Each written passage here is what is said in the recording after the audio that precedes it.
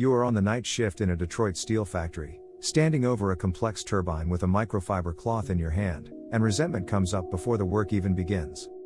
The air is cold. The steel is colder. The metallic scent of grease gets into your gloves, your sleeves, your patience. The job looks small from the outside. Clean the machine. Wipe what is dirty. Repeat. But inside, the mind adds a sentence: this work is beneath me. Then another: this dirty repetition says something about my worth. That is the judgment error. The turbine is not insulting you. The grease is not measuring your life. The night shift is not issuing a verdict. These are conditions. Hard, ordinary, external conditions. The danger is not that the work is repetitive. The danger is that you assent to resentment before you examine it. Epictetus would not ask whether the turbine pleased you. He would ask whether your faculty is awake while your hands are working. Hold the cloth. Name the impression. Separate the job from the meaning your mind added. Then clean the next surface with attention, not resentment. The next surface is waiting. That is where the boundary begins. Not in the whole factory. Not in the supervisor's mood. Not in the production schedule. Not in the fact that the turbine is complex, cold, layered with grease, and still not finished. The boundary begins where your hand meets the microfiber cloth and your mind decides what this moment means. There is the event: a maintenance worker on night shift in a Detroit steel factory, deep cleaning a turbine. There is the impression: this is urgent, personal, and threatening. There is the judgment: this repetitive, dirty work has the authority to lower your worth. Epictetus would tell you to separate these before you move. Not because the work is pleasant. Not because the smell of grease is imaginary. Not because the cold steel feels warm if you think correctly. He would tell you to separate them because a man who cannot tell the difference between an event and his judgment about the event has already handed over his ruling faculty. The turbine is not yours to govern. Its age is not yours. Its design is not yours. The dirt inside the grooves is not yours. The hour on the clock is not yours. The cold in the factory is not yours. The timing of the job, the impatience of another crew, the reputation attached to the work, the history that put you on this shift, none of these are in your command. They are conditions. Hard conditions, yes. Tiring conditions, yes. Conditions that can test your patience and expose what you have been practicing without knowing it. But still conditions. What is yours is narrower and stronger. Your judgment is yours. Your assent is yours. Your intention is yours. Your attention is yours. Your next response is yours. Whether your hand moves carelessly because resentment has been allowed to command it, or steadily because duty has been placed above complaint, that belongs to you. This is not a small distinction. It is the whole field of freedom. When resentment says, "This job is beneath me," it is trying to move an external thing into the throne room of the mind. It takes grease, cold steel, repetition, and fatigue, then presents them as evidence. It says, "Look at this work. This proves what your life has become." But the work proves no such thing. It only proves that a turbine needs cleaning and that you are the one assigned to clean it. The rest is added. And what is added must be examined. You may not control whether the task feels repetitive. You do control whether repetition becomes contempt. You may not control whether the factory is cold. You do control whether the cold becomes an excuse to surrender attention. You may not control whether someone else notices the quality of your work. You do control whether you make notice the price of doing the work rightly. The microfiber cloth in your hand is plain. It gives no speech. It does not flatter you. It does not accuse you. It simply waits for use. That is why it is a good anchor. It brings the argument back from imagination to contact. Cloth, hand, surface. Pressure, wipe, inspect. Again. In that small contact, the boundary becomes visible. If your mind runs ahead, it will build a whole case against reality. It will say the shift should be shorter. The machine should be cleaner. The work should be more respected. Your talent should be used elsewhere. Someone else should have done this before you arrived. Maybe some of those things are true. Maybe some are not. But none of them gives you permission to abandon the faculty that must answer now. The present question is not whether the external arrangement is ideal. The present question is whether you will meet it with governed judgment. This is where many people confuse Stoicism with passivity. They think drawing a control boundary means accepting low standards or pretending injustice cannot exist. That is not the point. If a process is unsafe, report it through the proper channel. If a tool is broken, replace it. If a schedule is unreasonable, address it when it is yours to address. But while your hand is on the turbine, While the cloth is in your grip, while the grease is still on the steel, resentment is not a better supervisor than reason. You can do the work and still see clearly. You can feel the irritation rise and still refuse to make it law. You can be tired and still keep your attention honest. The boundary of control is not there to make you silent. It is there to make your action clean. Speech, if needed, should come from judgment, not from the first heat of resentment. Refusal, if required, should come from duty and safety, not from wounded pride. Endurance, if appropriate, should come from chosen responsibility, not from numb surrender. The same hand can wipe the same surface under two different governments. Under resentment, every motion says, I am being reduced by this. Under judgment, every motion says, this is the task before me, and my character is shown in how I meet it. The turbine does not decide which government rules. The night shift does not decide. The grease does not decide. You decide by assent. So before the next pass of the cloth, pause. Do not make the pause dramatic. Do not turn it into a speech. Just stop long enough to see the division. This is the machine.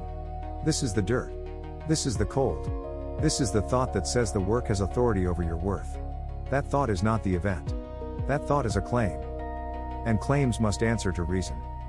Then return to the next governable action. Fold the microfiber cloth. Find the edge of the blade. Apply pressure where attention is needed. Clean the surface that is actually in front of you, not the imagined insult built around it. Keep your standard where your power is. The machine may remain difficult. The shift may remain long. The smell of grease may stay in your sleeves after you leave. But your ruling faculty does not have to leave with it. The boundary is clear only when you can see the sequence inside it. Most people notice the action after it has already happened. The hand gets rough. The jaw tightens. The cloth is dragged across the turbine instead of guided. A tool is set down harder than it needs to be. A short answer comes out when a coworker asks a simple question. Then the mind says, that is just how I felt. Epictetus would not let the matter pass so easily. Feeling is not yet command. An impression is not yet truth. A judgment is not yet law. Assent is the point where the mind says yes. So look at the sequence. The event is simple: deep cleaning a complex turbine on a cold night shift in a Detroit steel factory. The impression arrives first. It does not ask permission. The metallic scent of grease and cold steel presses against your attention. The work seems urgent, personal, threatening. It feels as if the machine itself is demanding more from you than it has a right to demand. That is the first appearance. It is not the final truth. An impression is like a knock on the door of the ruling faculty. It says, here is how this appears. It may arrive with force. It may arrive with heat. It may arrive through smell, cold, fatigue, repetition, and the sight of another dirty surface after the last one. But an impression does not have authority until you give it authority. Then comes judgment. The mind adds meaning. It says, this work is beneath me. It says, this repetition proves I am being wasted. It says, if this is what I am doing at this hour, then something has gone wrong with my worth. Now the turbine is no longer a turbine. The grease is no longer grease. The cloth is no longer a tool. Everything has been recruited as evidence for resentment. That is the error. The work has become a verdict. But the work cannot issue a verdict. The machine cannot declare what you are. Cold steel cannot rank your life. Grease cannot measure your dignity. The night shift cannot decide your character. Only your judgment tries to do that, and then pretends the judgment came from the outside. This is why assent matters. Assent is the quiet yes you give before the visible action. It is the inner agreement that says, this resentment is correct. Let it lead. Once that yes is given, the body follows. You stop inspecting carefully. You rush the edge. You miss the corner. You answer with contempt. You turn repetition into refusal while still appearing to work. The outside action may look small. The inner surrender is not small. Because each careless movement trains the same claim again. External work has authority over inner conduct. Each resentful pass of the microfiber cloth teaches the mind that duty must feel respected before it deserves attention. Each private complaint makes the next complaint easier. This is how a habit is built. Not in one dramatic failure. In small assents. The turbine does not need you to like it. The turbine needs attention. The work does not need your pride to approve of it. The work needs the next correct movement. Your faculty does not need the night to become warm, clean, admired, or easy before it can govern itself. So the discipline begins before the hand moves. You pause. Not to calm yourself down like a child. Not to pretend the resentment is not there. You pause because reason must enter before assent hardens. You name the impression, this appears beneath me. You name the judgment, my mind is treating dirty repetition as proof of my worth. You name the trap, if I agree too quickly, resentment will decide my next movement. That naming is not decoration. It is command returning to the proper place. Now the microfiber cloth becomes more than an object in your hand. It becomes a test of attention. Not a symbol to admire. A tool. A plain, physical reminder that the next action is governable. Fold it. Find a clean edge. Press it into the narrow place where grease has collected. Wipe with enough force to clean, not enough force to punish the work for existing. That is where assent changes action. The same turbine. The same smell. The same cold. The same night. But not the same government inside the mind. Under the first government, the impression enters, judgment exaggerates it, assent obeys it, and action deteriorates. Under the second government, the impression enters, judgment is examined, assent is withheld, and action is chosen. This is the Stoic sequence in the factory. Event, the turbine must be cleaned. Impression, this feels personal and degrading. Judgment, this work has power over my worth. Assent trap, resentment should decide my next response. Correction, pause, examine, return to the cloth, and do the next governable act. There is nothing mystical here. Nothing soft. Nothing theatrical. This is the discipline of a person who understands that the dirtiest part of the shift may not be the grease on the steel, but the unexamined meaning placed on it. You are not responsible for making the work prestigious. You are responsible for not letting resentment become your foreman. You are not responsible for making the night pleasant. You are responsible for keeping judgment honest inside it. And when the impression returns, because it will return, you repeat the sequence. See it. Name it. Test it. Refuse false assent. Choose the next motion. The faculty that must answer is not the machine. It is yours. The faculty that must answer is yours, and ascesis begins where the work repeats. Not in an ideal room. Not after sleep. Not when the shift is warm, the tool is new, the supervisor is reasonable, and the task finally feels worthy of your effort. Training begins on the cold floor of the factory, with the metallic scent of grease in the air and the microfiber cloth already darkening in your hand. Ascesis is not punishment. It is practice. It is the deliberate training of judgment under conditions that would rather make you automatic. So you begin with the first action, pause before the next pass of the cloth. The pause is small. No one may notice it. You stop just long enough to keep resentment from moving your hand before reason has spoken. The turbine remains in front of you. The grease remains in the seams. The cold remains against your fingers. But the ruling faculty has taken one step back from the first appearance. Second action, name the impression. This appears personal. This appears beneath me. This appears like proof that my time is being wasted. Do not argue with it yet. Name it. A named impression is weaker than an unnamed command. Once it is seen as an appearance, it has to stand before judgment. It can no longer hide inside the smell of grease or the weight of repetition. Third action, expose the judgment. The judgment is not, I dislike cleaning this turbine. That may be plain enough. The judgment is deeper, because I resent this work has authority over my worth and conduct. That is the false sentence.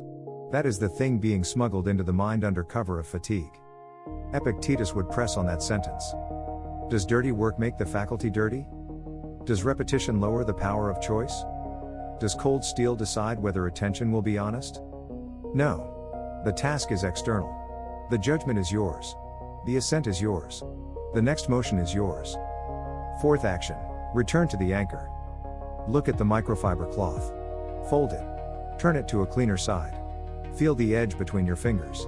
Bring your attention out of the argument and back to the surface that needs work. The cloth does not solve your life. It does not remove every unfair condition. It does something stricter. It shows you the next place where attention can obey reason instead of resentment. A wide life is governed through a narrow action. Fifth action, shrink the task. Do not clean the whole turbine in your imagination. That is how resentment makes the job feel endless. Clean this groove. This blade. This joint.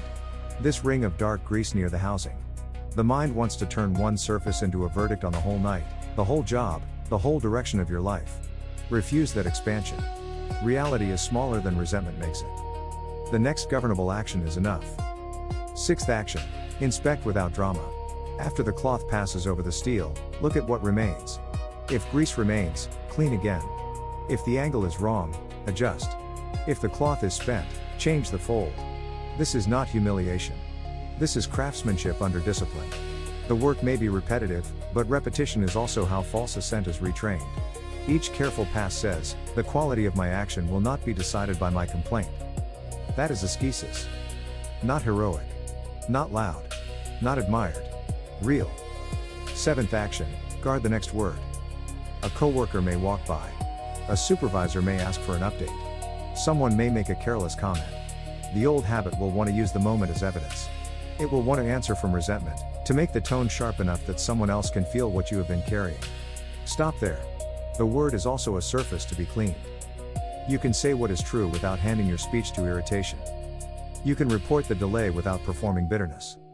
You can ask for what is needed without making resentment your witness.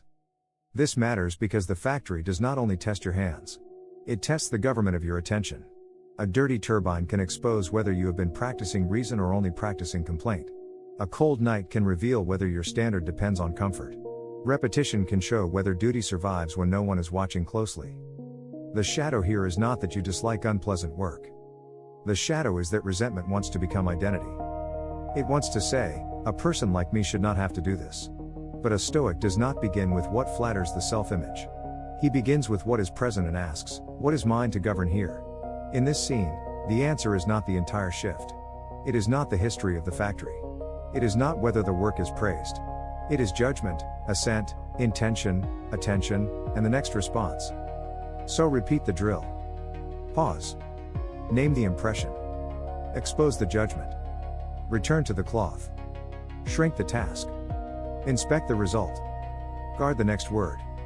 Then do it again. This is not mechanical obedience. It is the opposite. It is refusing to let the machine make you mechanical. The turbine repeats its demand, but you do not have to repeat your old assent. The grease returns on the cloth, but resentment does not have to return to the throne. The night remains cold, but the ruling faculty can remain awake. Ascesis means the ordinary task becomes the place where judgment is trained. The factory floor becomes a school. The microfiber cloth becomes an exam.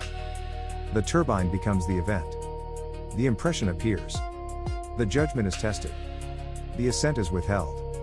The next action is chosen. And if you do that once, you have not mastered the night. You have only begun correctly. That is enough.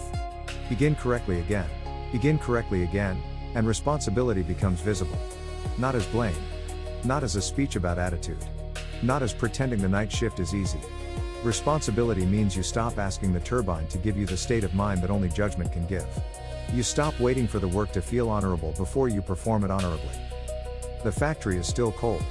The metallic scent of grease still sits in the air. The complex turbine still has places your hand can barely reach. The microfiber cloth still picks up black residue, fold after fold. Nothing external has softened just because you saw the impression clearly. That is why conduct matters. A person can understand the boundary of control and still act carelessly. He can name the judgment and still let resentment pull his hand. He can say, the event is not the same as my opinion, and then answer a coworker with contempt 5 seconds later. Stoic discipline is not proven by recognizing the right idea.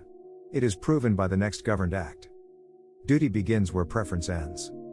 If the work were pleasant, clean, admired, and perfectly timed, there would be little test. Anyone can look disciplined when the conditions flatter him. The question is what standard remains when the work is repetitive, dirty, and unseen. The question is whether your conduct depends on comfort, praise, and status, or whether it answers to a ruling faculty that has accepted its office.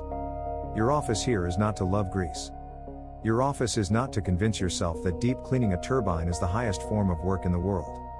Your office is to do the assigned task with the attention the task requires, to speak truthfully about limits, to protect safety, to avoid careless damage, and to keep resentment from becoming the hidden manager of your hands. This is a hard standard, but it is a clean one. It does not make you responsible for the whole outcome. You are not responsible for whether the machine was neglected before your shift. You are not responsible for whether someone appreciates the cleaning. You are not responsible for whether the deadline was planned well. You are not responsible for whether your reputation rises because of work no one sees. But you are responsible for whether you use those externals as permission to lower your conduct. That is the line. The mind wants to bargain with duty. It says, I will give careful work when the work respects me. It says, I will speak evenly when others notice what this costs. It says, I will keep my attention steady when the task finally matches my idea of myself. That bargain looks reasonable when resentment is in the chair. But it is false. It places character under the command of conditions. Epictetus would break that bargain. He would ask, what is the work of a rational being here? Not the work of a machine. Not the work of a man trying to be admired. Not the work of wounded pride. The work of a rational being is to see what is present, judge it correctly, and choose conduct according to reason. So you clean the turbine because the turbine requires cleaning. You inspect the surface because attention is part of the task. You change the cloth fold because the next pass needs a cleaner edge. You slow down near a narrow seam because haste would be careless. You give the update plainly because truth does not need resentment to carry it. That is responsibility. Small. Exact. Governed. It may feel unfair that such discipline is required in such an ordinary place. The mind likes grand tests because grand tests make the self-image feel important. But most failures of judgment do not happen under banners. They happen under fluorescent lights, on concrete floors, beside machines that do not care who you thought you would become. The turbine does not admire you. The cloth does not comfort you. The grease does not apologize. Good. Then the test is honest. When no external thing is feeding your pride, your conduct has to come from a deeper command. Not from mood. Not from reputation. Not from being seen. From the decision that your faculty will not be rented out to resentment. This also shapes how you handle limits. Responsibility does not mean silent overextension. If the cleaning requires more time, say so. If a part is unsafe to reach without the right tool, stop and get the tool. If the turbine needs inspection beyond your role, report it. Stoic conduct is not reckless obedience. It is disciplined contact with reality. But say it cleanly. Do not lace the report with contempt. Do not make every fact carry the weight of your private complaint. Do not turn a necessary statement into a performance of injury. The work may be difficult. The standard of speech remains yours. There is a kind of freedom in that. You can be tired without becoming careless. You can dislike the repetition without making repetition your excuse. You can want better conditions without giving worse conduct now. You can know the work is external and still treat the work seriously because your action is not external to you. The microfiber cloth returns to your hand. That is where duty becomes real again. Not as a theory. As contact. You fold it. You choose the next surface. You bring pressure where pressure belongs. You leave out the extra force that belongs only to resentment. You inspect. You adjust. You continue. This is how responsibility returns to its proper place. Not on the turbine. Not on the cold. Not on the reputation. Not on the resentment. On the faculty that judges, assents, intends, and acts. The factory may never know the difference between a resentful pass and a governed pass. The steel will not, thank you. The night will not shorten itself. But you will know which part of the work belonged to you, and whether you gave it away. Freedom does not arrive when the turbine is finished. It arrives earlier, in the moment resentment returns and you do not give it command. The factory is still cold. The metallic scent of grease still clings to the steel. The microfiber cloth is still in your hand, marked by the work it has touched. The night shift has not become noble because you named an impression. The task has not become easy because you examined a judgment. But something has changed. The work no longer owns the meaning of the work. That is freedom in the Stoic sense. Not escape from duty. Not a better mood. Not applause. Freedom is the governed faculty refusing to let an external condition become its master. The turbine may demand attention. It may demand patience. It may demand skill. But it cannot demand resentment. That part requires your assent. So you withhold it. You clean because cleaning is the task. You inspect because care belongs to your conduct. You speak plainly because speech is yours to govern. You continue because the next action is still within reach. A man is not lowered by dirty work. He is lowered when he lets dirty work excuse a dirty judgment. Let the steel stay cold. Let the shift be long. Let the cloth darken. Let the machine remain what it is, an event, a condition, a task. Your worth is not in the turbine. Your freedom is not in the outcome. Your answer is in the faculty that chooses the next right act. Return to what is yours to govern.